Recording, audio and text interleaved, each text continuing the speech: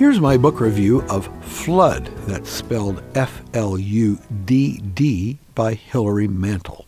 Hilary Mantel has gained popularity recently as the author of Wolf Hall and Bring Up the Bodies, the historical novels about Henry VIII and Thomas Cromwell, which inspired the British television miniseries Wolf Hall, aired in the United States on PBS Masterpiece. Mantel won the Man Booker Prize twice, once for each of those books. So I'm reluctant to give anything less than fulsome praise to such an accomplished novelist, but I found Fludd murky and not nearly as captivating as the allusion to its alchemist forebear led me to expect. Robert Fludd was a mystic and alchemist in 16th century England, and although the book's main character almost certainly was named for this historical figure, the real Fludd is only a faint inspiration for the book's story.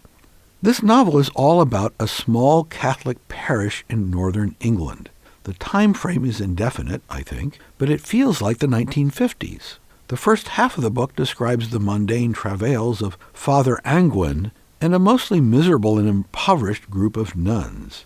The father must contend with a garrulous bishop who is under pressure to update traditional religious practice by converting to English language liturgy and doing away with idolatrous statuary. The title character Fludd does not appear on the scene until halfway through the book. At this point, the reader won't know what the stakes are, or why he's there, or indeed where the characters want to go.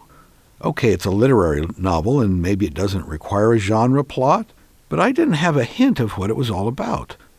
Father Angwin assumes Fludd is a priest sent by the bishop to help institute the new practices.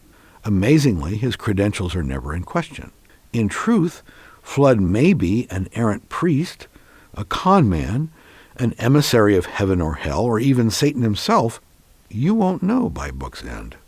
Fludd does achieve transformations in the lives of the clergy, particularly one Sister Philomena, a sweet, gawkish girl who is so unhappy that she doesn't know how much of life she's missing.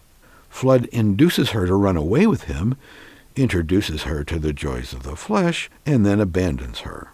She doesn't seem so much disappointed as reborn.